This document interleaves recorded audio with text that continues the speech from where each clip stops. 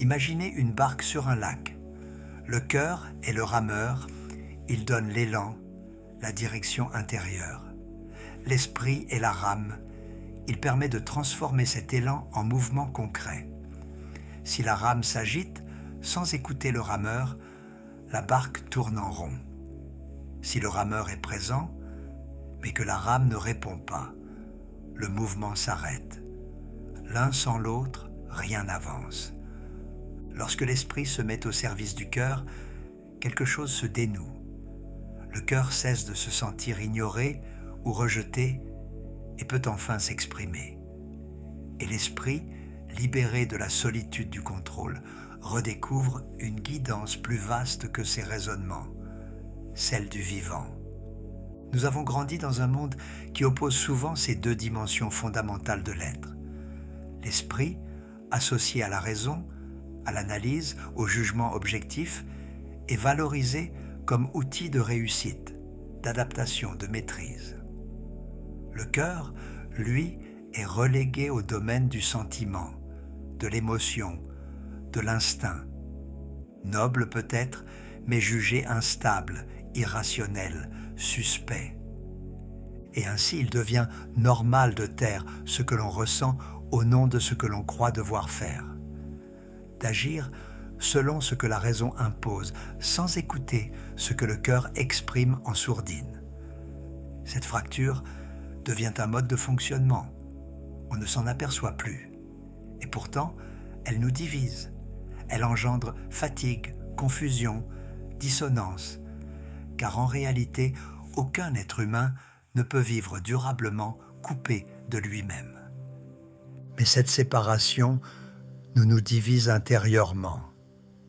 Elle crée ce tiraillement silencieux entre ce que nous pensons devoir faire et ce que nous sentons juste. Elle nous prive de cette paix profonde qui naît lorsque le cœur et l'esprit se tiennent la main. Combien de fois nous sommes-nous retrouvés dans cette situation où la tête dit une chose et le cœur en dit une autre? Cette guerre au sein de notre être consomme une énergie considérable et nous empêche d'agir avec la plénitude de nos capacités. Le taoïsme propose une vision radicalement différente. Pour le sage taoïste, le cœur et l'esprit ne sont pas des adversaires à réconcilier, mais des aspects complémentaires d'une même réalité, comme le yin et le yang qui s'interpénètrent et se nourrissent mutuellement. La pensée la plus claire jaillit d'un cœur paisible, et le sentiment le plus profond s'épanouit dans la lumière d'un esprit lucide. Lao Tzu, dans le Tao Te Ching, murmure « Le cœur pur voit sans effort, l'esprit clair agit sans contrainte ». Chapitre 3. Dans la vision taoïste, le cœur n'est pas seulement le siège des émotions, ni l'esprit celui de la raison. Le Xin englobe les deux, une source unifiée où l'intuition, la sensibilité et la compréhension se mêlent. Lorsque ce cœur-esprit est aligné, il devient un miroir limpide, reflétant le Tao sans distorsion. Mais lorsque les pensées s'agitent ou que les désirs s'emballent, ce miroir se trouble et nous perdons de vue la simplicité du réel. Dans la pensée taoïste, il n'existe pas de dualité rigide entre cœur et esprit. Le caractère chinois Yin désigne à la fois le centre émotionnel et le siège de la conscience. Il nous rappelle une vérité simple. La sagesse n'est pas pure logique et l'émotion n'est pas forcément confusion. Il existe une intelligence du cœur, aussi fine qu'un souffle. C'est une reconnaissance profonde de l'unité fondamentale de ses fonctions. Pour le taoïste, le cœur pense et l'esprit ressent. Ou plus précisément, il existe une conscience unifiée qui se manifeste tantôt comme pensée, tantôt comme émotion, tantôt comme intuition, comme l'eau qui prend la forme du vase qui la contient sans perdre sa nature essentielle. Car il ne s'agit pas de choisir entre la chaleur du cœur et la clarté de l'esprit. Il s'agit de les réconcilier, de permettre à chacun d'exister pleinement, en harmonie avec l'autre. Ce cœur pense à sa manière, par le silence, par l'intuition, par la résonance. Il ne parle pas en concept, mais en élan. Il ne raisonne pas, il reconnaît. Il reconnaît ce qui est bon, ce qui est juste, ce qui est vivant. Nous avons pris l'habitude de penser l'intelligence comme une capacité à résoudre, à expliquer, à anticiper. Mais il est une autre forme de connaissance, plus fine, plus immédiate, que la sagesse orientale valorise depuis des millénaires, l'intuition paisible du cœur. Le cœur sent ce que l'esprit ne peut pas encore formuler. Il perçoit les dissonances, les élans, les appels profonds, les vérités sans mots. Il ne raisonne pas, il reconnaît. Il sait ce qui est juste, non par déduction, mais par résonance. Dans notre monde, où la vitesse et la performance dominent, le cœur et l'esprit sont souvent déchirés. Nous pensons à une chose, ressentons une autre. Nous analysons sans écouter notre intuition, ou nous laissons emporter par nos passions sans discernement.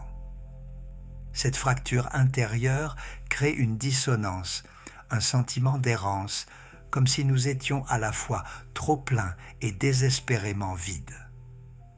Le taoïsme nous invite à guérir cette fracture, non par un effort forcené, mais par un retour à la douceur, à l'écoute, à la présence. Mais pour entendre ce cœur pensant, il faut que l'esprit se taise, qu'il relâche son besoin de maîtriser, d'analyser, de tout classer. Il faut qu'il apprenne à écouter, à accueillir ce qui n'a pas de mots. Ce n'est pas un renoncement, c'est un rééquilibrage.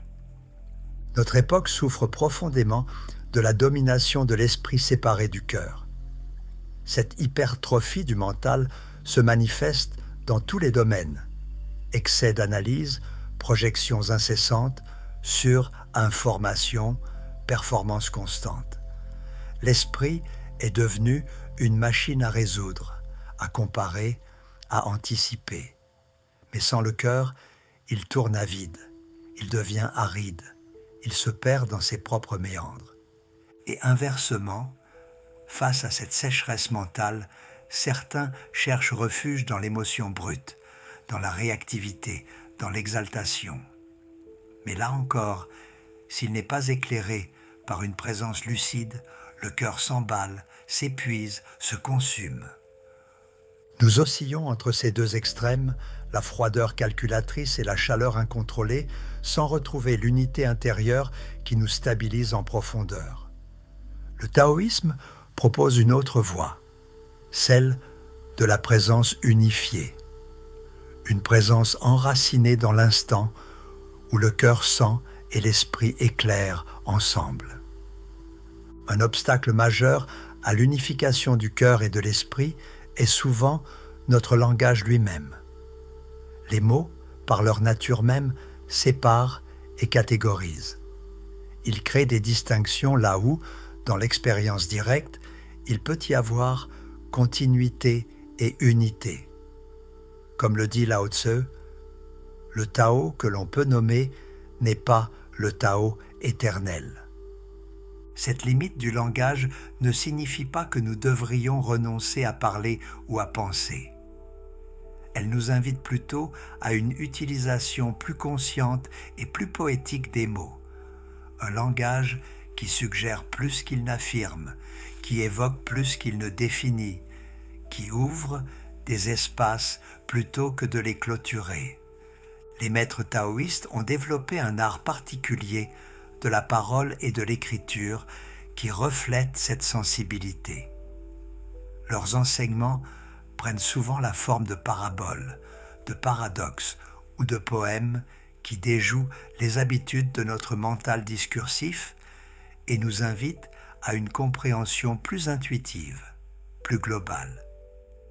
Il parle au cœur-esprit unifié, non à l'intellect isolé. Considérez par exemple cette phrase de Chuang-Tzu. Le poisson oublie dans l'eau, l'homme oublie dans le Tao. Cette simple image évoque directement un état d'être où la division entre sujet et objet, entre intérieur et extérieur s'efface, non par un effort de la volonté, mais par un abandon naturel à notre élément véritable, comme le poisson qui nage sans conscience d'être séparé de l'eau. Ce langage poétique et paradoxal nous aide à transcender la dualité artificiellement créée par la pensée discursive. Il nous rappelle qu'au-delà des mots et des concepts, il y a une expérience directe de la vie qui ne peut être divisée en catégories étanches. Un aspect fascinant de la vision taoïste est ce que l'on pourrait appeler l'humilité épistémologique, la reconnaissance des limites de notre connaissance intellectuelle. Lao Tzu affirme « Savoir que l'on ne sait pas, voilà la vraie connaissance ». Lao Tzu dit « Vide ton esprit, ouvre ton cœur et la vérité s'installera ». Ce vide n'est pas une absence, mais un espace d'accueil. Lorsque l'esprit se libère de ses jugements incessants, de ses plans rigides, il devient comme une vallée paisible, prête à recevoir la pluie. Lorsque le cœur se déleste de ses attachements, de ses peurs, il s'ouvre comme une fleur au soleil. Dans cet espace, cœur et esprit cessent de s'opposer. Ils respirent ensemble, guidés par une intelligence plus vaste, celle du Tao. Cette attitude reflète en réalité une compréhension profonde de la nature de la connaissance humaine. Notre esprit rationnel, aussi puissant soit-il, ne peut saisir qu'une fraction de la réalité. Reconnaître cette limite n'est pas un renoncement à la connaissance, mais le début d'une sagesse plus inclusive, qui fait place à d'autres formes d'intelligence, l'intuition, la résonance empathique, la connaissance incarnée. Le sage taoïste cultive ainsi un non-savoir, un espace d'ouverture et de réceptivité où la connaissance peut émerger spontanément, non comme une accumulation d'informations, mais comme une résonance directe avec ce qui est. Ce non-savoir n'est pas l'ignorance, mais une qualité de présence qui transcende la division entre connaissant et connu, entre sujet et objet. Zhuangzi, dans une de ses rêveries, parle du jeûne du cœur, une pratique où l'on se libère des désirs turbulents et des pensées encombrantes pour retrouver la clarté originelle. Ce jeûne n'est pas une privation, mais une purification. C'est relâcher l'orgueil qui divise, la peur qui contracte, l'avidité qui disperse. Dans cet espace libéré, le cœur-esprit devient comme un lac, tranquille, reflétant chaque étoile sans chercher à les retenir. Et dans ce reflet, nous découvrons une vérité ancienne. Nous ne sommes pas séparés du monde, mais tissés en lui, nos pensées et nos sentiments vibrant au rythme du tout. Cette union n'exige pas de nous retirer de la vie, mais de l'habiter plus pleinement. Le sage taoïste ne fuit pas les responsabilités ou les joies du monde. Il les traverse avec un cœur ouvert et un esprit limpide, agissant sans forcer, aimant sans posséder. Lao Tzu dit « Le sage agit sans s'attacher, accomplit sans s'arrêter. » Cette fluidité vient de l'accord entre le cœur qui ressent la juste direction et l'esprit qui éclaire le chemin. Prenez quelques instants chaque jour pour vous asseoir en silence. Fermez les yeux. Posez une main sur votre cœur. Sentez sa présence, son rythme. Puis observez vos pensées sans les suivre. Laissez-les passer comme des nuages. Et demandez-vous simplement qu'est-ce que je ressens vraiment, là, maintenant? Cette question, posée avec douceur, est déjà une passerelle, car l'unité ne se commande pas, elle se crée par l'attention. Plus vous créez de l'espace pour écouter, plus le cœur se détend. Et plus le cœur se détend, plus l'esprit s'apaise. Dans les gestes simples du quotidien, marcher, respirer, parler, écouter, vous pouvez aussi observer. Suis-je aligné? Ce que je dis, est-ce vrai pour moi? Ce que je fais, répond-il à une impulsion juste? Ce sont là des pratiques taoïstes invisibles, des actes de retour à soi.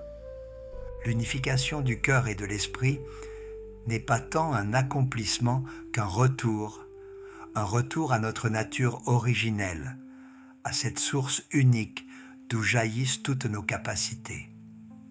Comme le ruisseau qui retrouve la rivière, comme la rivière qui rejoint l'océan, nos dimensions apparemment séparées se fondent dans la vastitude de notre être véritable. Et dans ce retour, il n'y a ni effort héroïque, ni objectif à atteindre. Il y a simplement un relâchement, une autorisation à redevenir entier. L'unification du cœur et de l'esprit n'est pas une prouesse spirituelle, c'est un souvenir vivant, inscrit en nous depuis toujours, mais obscurci par le tumulte, par l'oubli, par les couches superposées d'habitudes et de conditionnements. Nous n'avons pas à inventer l'unité, nous avons à la retrouver. Elle est là, comme la lumière derrière les nuages. Ce que le Tao nous enseigne, ce n'est pas une méthode, mais une disposition, une manière d'être présente au monde, dans laquelle la pensée cesse de se croire seule et le sentiment cesse d'être exilé. Le retour à cette unité commence souvent par de petits gestes. Écouter sans vouloir répondre. Respirer sans vouloir contrôler. Sentir sans interpréter. Des gestes d'humilité et de présence par lesquels nous cessons d'intervenir et commençons à accueillir. Dans cet accueil, l'esprit découvre qu'il peut reposer et le cœur qu'il peut parler. Lorsque le cœur et l'esprit se rejoignent ainsi, la vie prend une saveur différente. Les choix deviennent plus simples, non parce qu'ils sont faciles, mais parce qu'ils sont évidents. La paix ne dépend plus des circonstances extérieures, mais de la justesse intérieure. Le regard devient plus doux, l'action plus souple, la parole plus sobre. On n'agit plus contre le courant, mais avec lui. Cette harmonie n'exclut pas la douleur ni les conflits. Elle les traverse autrement. Le cœur, éclairé par l'esprit, ne se perd pas dans l'émotion. Et l'esprit, nourri par le cœur, ne s'enferme pas dans l'analyse. Ensemble, ils permettent d'habiter pleinement l'expérience humaine avec sa beauté, ses contradictions, ses mystères. Dans notre quête d'unité, nous rencontrons inévitablement des obstacles. Le monde moderne, avec ses injonctions contradictoires, ses rythmes effrénés, ses technologies omniprésentes, semble conspirer contre cette intégration subtile. Nos écrans nous fragmentent, notre agenda nous disperse, les attentes sociales nous divisent. Comment retrouver l'unité dans ce tourbillon? Le Tao nous rappelle que même dans le chaos apparent, il existe un ordre caché, un principe d'harmonie qui transcende les oppositions. Dans la tempête, nous dit un vieux proverbe chinois, le bambou plie mais ne rompt pas. Cette souplesse n'est pas faiblesse, mais intelligence profonde. Face aux pressions extérieures, nous pouvons plier sans nous briser, nous adapter sans nous perdre. L'art de vivre taoïste repose sur cette capacité à épouser le mouvement de la vie tout en restant enraciné dans notre centre. Lorsque le cœur et l'esprit sont alignés, nous possédons cette souplesse intérieure. Les défis ne disparaissent pas, mais notre façon d'y répondre change radicalement. Au lieu de résister rigidement ou de nous abandonner passivement, nous trouvons une troisième voie, celle de la présence créative. Le sage taoïste cultive une qualité particulière d'attention, ni trop tendue, ni trop relâchée. Comme l'archer qui maintient sa concentration sans crispation, il observe le monde et lui-même avec une vigilance détendue. Cette attention unifiée permet de saisir les opportunités quand elles se présentent, de s'adapter aux changements avec fluidité, de résoudre les problèmes avant même qu'ils ne se cristallisent. Lao Tse nous enseigne « agir avant que les choses n'existent, ordonner avant que le désordre ne survienne ». Cette capacité à percevoir les germes des situations futures n'est pas divination mystique, mais lucidité profonde. Quand le cœur et l'esprit travaillent en harmonie, ils captent les signaux subtils, les tendances émergentes que l'intellect seul ou l'émotion seule ne pourrait discerner. Il n'y a pas de technique unique pour réaliser cela, mais il y a des invitations. Ralentir, se taire, écouter, regarder le monde sans le juger, ni vouloir l'ajuster immédiatement à nos attentes.